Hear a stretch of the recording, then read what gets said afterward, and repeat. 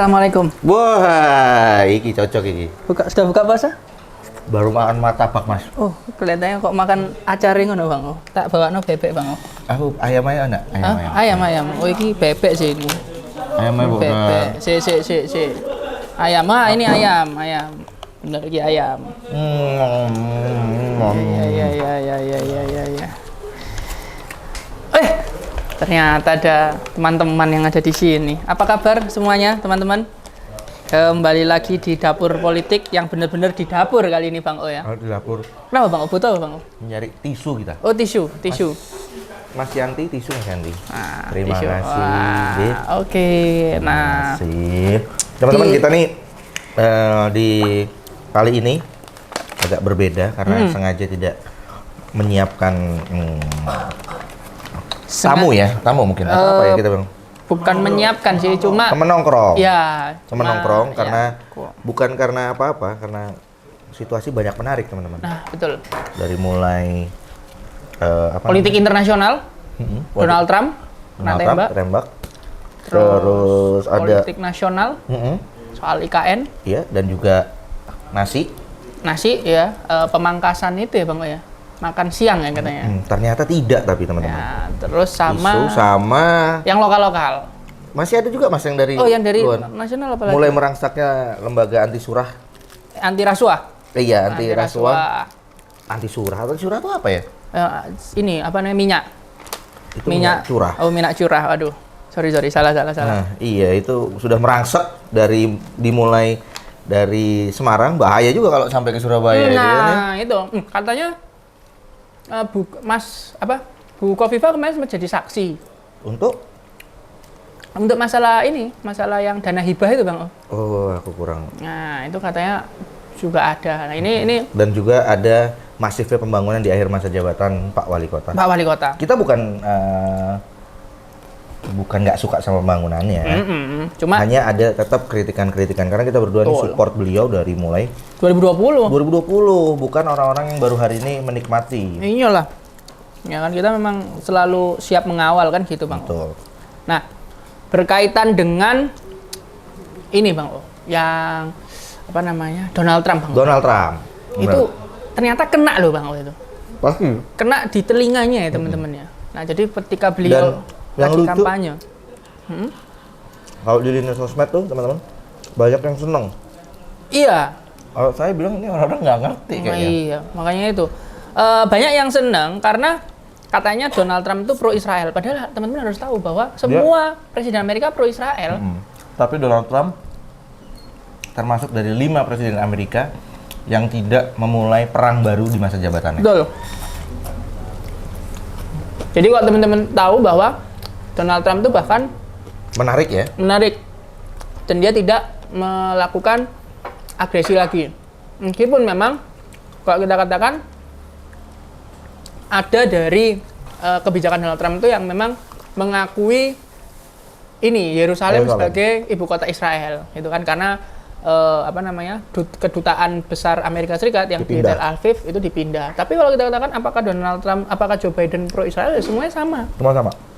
Karena ingat, Presiden Amerika Serikat itu setiap mau kampanye, siapapun presidennya, mereka berkampanye di Asosiasi Pengusaha Yahudi Amerika Serikat, Bang. Karena asosiasi pengusaha itu cukup kuat ya. Memang kalau di sini mungkin kayak ini ya, Bang ya, kayak Kadin gitu-gitu ya. Yang mana dia enggak lah kayak Taipan. Ya kayak Taipan kayak 9 Naga gitu-gitu ya. Nah, itu kayak gitu tuh, teman-teman.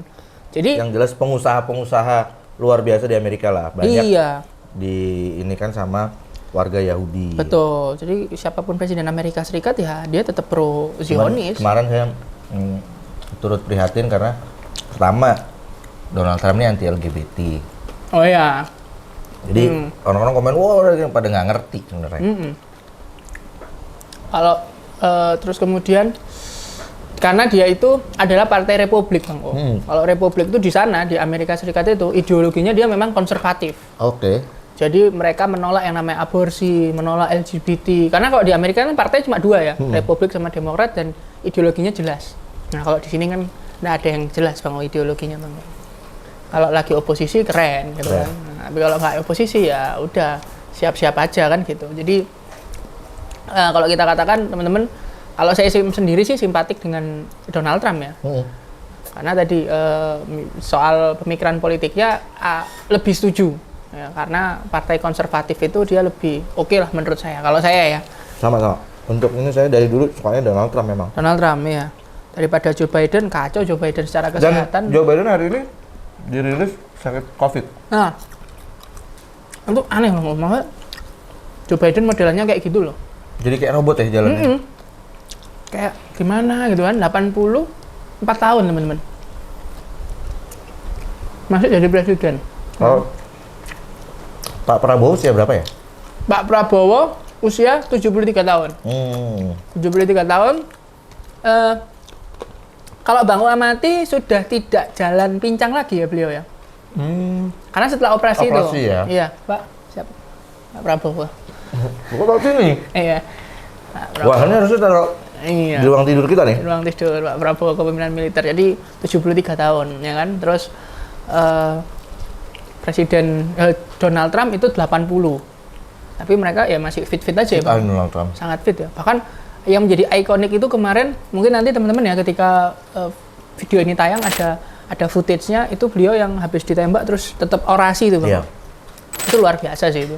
So, itu bisa jadi. Dan dia tampak emosional pas hadir di apa ya itu kemarin ya. Ada videonya tuh dia berkaca-kaca matanya teman-teman. Jadi itu kalau misalkan itu orang bilang itu itu konspirasi. supaya menaikkan ini simpatik segala macam, nggak mungkin ya Bang. Maksudnya kan coba bayangkan sejago-jagonya sniper mana ada sih bisa cuma nyerempet gitu kan. Apalagi itu sepersekian detik teman-teman. Tapi ya itu menjadi salah satu ya yang tahu yang di sana lah. Kita hanya iya. menganalisa dari yang kita dapat baca, kita dengar. Dampak di Indonesia ya mungkin dengan adanya Donald Trump naik kemarin di periodenya Pak Jokowi pun ya Donald Trump secara politik luar negeri juga fine-fine aja dengan Indonesia kan. Dan Donald Trump itu bisa ketemu sama Putin, bisa ketawa-tawa. Dan dia bilang kalau dia tuh nggak takut sama Putin, tapi dia menghormati Putin. Betul. Itu yang respect kita di situ. Ya, dan ingat yang di perbatasan yang dia ke Kim Jong Un. Oh iya, salaman di DMZ. Yang dia masuk kan semua pas pampresnya bingung mau masuk apa enggak tuh bingung semua. Dia masuk terus keluar lagi tuh salah satu momen yang oke sih. Dia satu-satunya presiden. Itu resiko juga loh ya kalau misalnya Kim Jong Un nggak terima ya kan. Dan itu satu-satunya presiden Amerika Serikat mungkin yang masuk ke Korea Utara pasca perang dingin, ya kan. Jadi kalau kita lihat ya apapun yang terjadi di Amerika Serikat pastinya berdampak pada politik global, terutama juga politik Indonesia ya Pak. Yeah. Cuma kalau melihat apa yang dilakukan oleh Joe Biden hari ini dengan pemerintahan Donald Trump kemarin, ya nggak jauh beda juga gitu kan. Ya tetap gitu-gitu aja, apalagi Joe Biden penuh dengan kontroversi yang ya dengan istilahnya kesehatannya yang sekarang itu terlihat bahwa kalau buat saya ya kurang mampu untuk jadi presiden lagi. Tapi ya terserah. Karena sekali lagi teman-teman ingat, Amerika Serikat bukanlah pemilu one man one vote, Manung. Dia dipilih oleh popular vote. One man lagi. Joe Biden sempat salah ngomong kan, yang di video itu. Iya. Ya kita lihat aja lah situasi di Amerika seperti apa, gitu kan. Nah, kalau kayak gitu Bang O ya, terkait dengan di Indonesia Bang O, ini kan juga rame juga, gitu kan, terkait dengan HGU. Nah, HGU itu sebenarnya apa sih Bang O? HGU itu Bang O? Hak guna usaha. Hak guna usaha. Terus itu gimana itu Bang O? Apanya gimana? Kasus yang mana nih? Itu yang 190 tahun itu. Oh, itu kan kebijakannya dibuatnya dari PP itu. Dari PPIKN itu kan. Kalau menurut kacamata saya, ini buat mengamankan investor. Karena kan investasinya begitu besar, Mas. Ada kepastian ya? Kalau dibuat 25 tahun kayak yang umum, pasti kan balik lah. Iya benar. Meskipun banyak orang yang mengkritik Bang O, katanya undang-undang pokok agrarianya Belanda aja hak guna usahanya 70 tahun, Indonesia kok 190 tahun, gitu katanya Bang O. Wah, ini berarti lebih parah daripada kolonial gitu. Itu kalau dari kacamata pengusaha nggak ya, lebih kepada kepastian ya?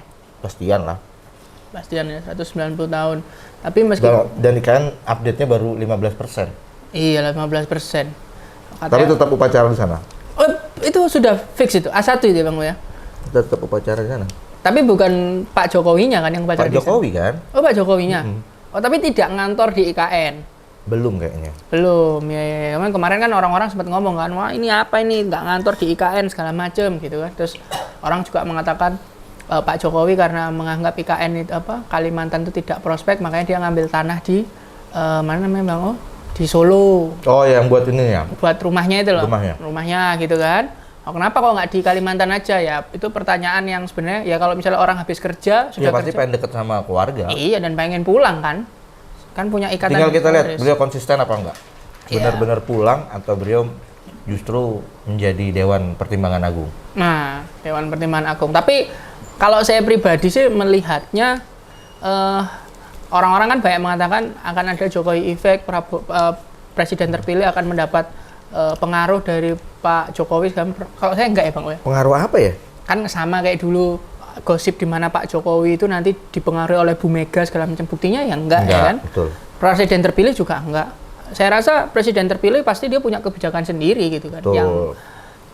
yang memang tanpa intervensi pasti kan. Bahkan bisa pecah juga mungkin. Ya bisa aja. Maksudnya hubungannya Bisa kalau mungkin aja. terlalu intervensi, kita tidak ada yang tahu. Tidak ada yang tahu ya kan. Iya kan kayak gitu, dan yang pecah juga seperti di Semarang. Nah, gimana tuh Bang? Gimana Bang?